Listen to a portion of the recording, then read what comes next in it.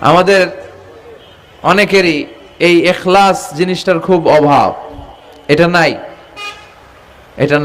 এটার ঘাটতি। আমরা আল্লাহর কাছে কামনা করি, আল্লাহ তুমি আমাদের হৃদয় ইখলাস দিয়ে পরিপূর্ণ করো। আল্লাহুম্মা আরযুকনা ইখলাস, আল্লাহ তুমি আমাদেরকে ইখলাসকে রিজিক হিসেবে দাও। এই ইখলাসের নামে কোরআনে একটা সূরাও আছে না নাই? সূরার নাম কি?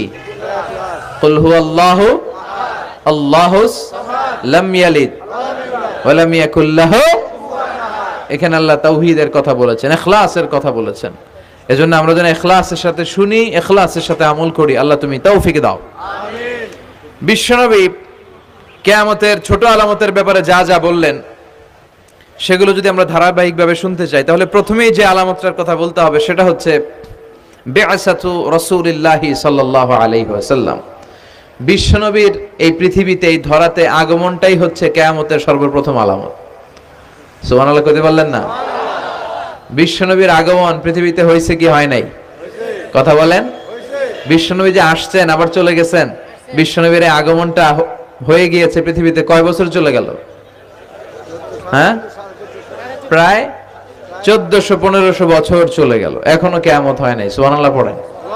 বিশ্বনবী বলতেন বুইসতু আনা ওয়া সাআতু কাহাতাইন, আমি এবং কিয়ামত এইভাবে পিঠাপিঠি হয়ে নাজিল হয়েছি। এই আঙ্গুল থেকে এই আঙ্গুলের মাঝখানে যেমনি তেমন কোনো ব্যবধান নাই, আমি বিশ্বনবী আর কিয়ামতের মাঝখানেও তেমন কোনো ব্যবধান নাই। বিশ্বনবী সাহাবাদেরকে বুঝাতে যে প্রায় এরকম আঙ্গুল ব্যবহার করতেন, ইশারা দিতেন, আঁকাঝোঁকা করতেন। এখন আধুনিক শিক্ষা পদ্ধতিতে এগুলো ব্যবহার হতে শুরু হয়েছে। এগুলো সব বিশ্বনবীর মেথোডোলজি। সুবহানাল্লাহ পড়বেন না?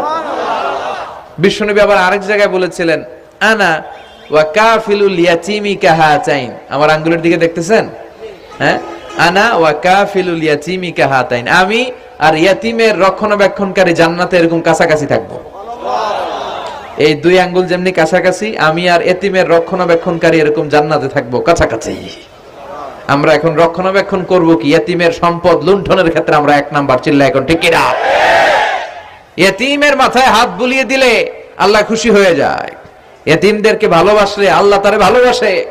ইয়াতীমের জন্য দান সদকা করলে তার মর্যাদা বাড়ায় দেয় কে? আল্লাহ। আমাদের এলাকাগুলোতে ইয়াতীমখানা নাই? আমাদের সমাজে ইয়াতীম আছে না নাই? তার বাবা নাই, তার মা নাই, ইয়াতীম। আপনি তার ঘরে খাবার পৌঁছে দেন, আপনার আব্বার কবরটারে জান্নাতে টুকরা বানায় দিবে কে?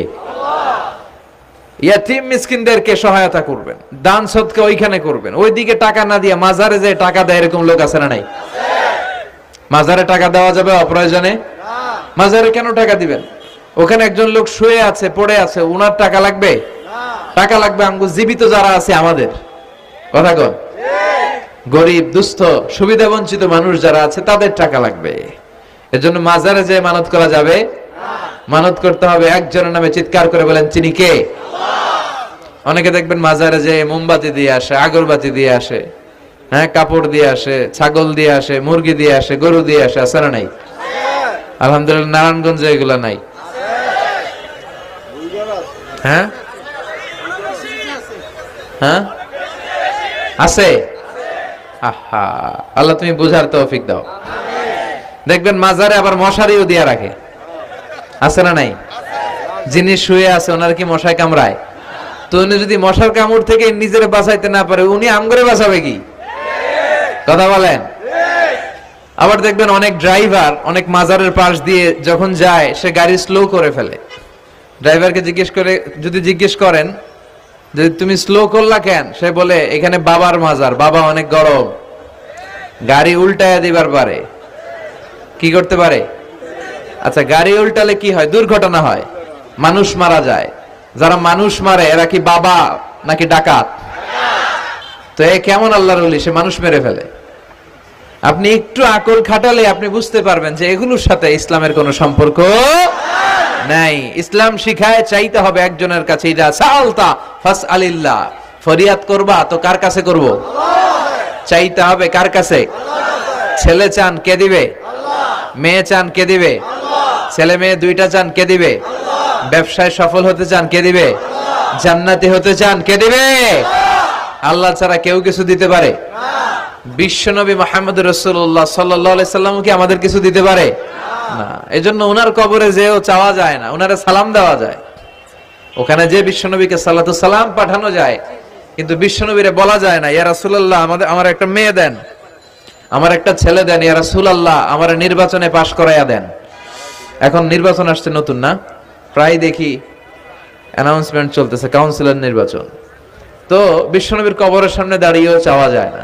তো বিশ্বনবীর কবরের সামনে দাঁড়িয়ে কিছু চাইলে সৌদি পুলিশ হাতের মধ্যে লাঠি দিয়ে বাড়ি মারে, দাওয়াতেই দেয় না যে এখানে কি চাও তুমি, সামনে কেবলা, কেবলামুখী হও, এই বিশ্বনবী যার কাছে যাইতেন তার কাছে যাও, তিনি ছাড়া কিচ্ছু করার ক্ষমতা গোটা বিশ্বে কারো নাই। আল্লাহর ধনভাণ্ডার কত বিশাল, তিনি আমাদের সবাইকে যদি জান্নাতুল ফেরদাউস দিয়ে দেয়, ওনার জান্নাতের মধ্যে ঠেলাঠেলি হবে তো না? কথা কন। বিশ্বনবী 8টা জান্নাতের যে স্টেজ, এই 8টার সবগুলাই থাকবে না, উনি থাকবে জান্নাতুল ফেরদাউস। কোনটায় থাকবে?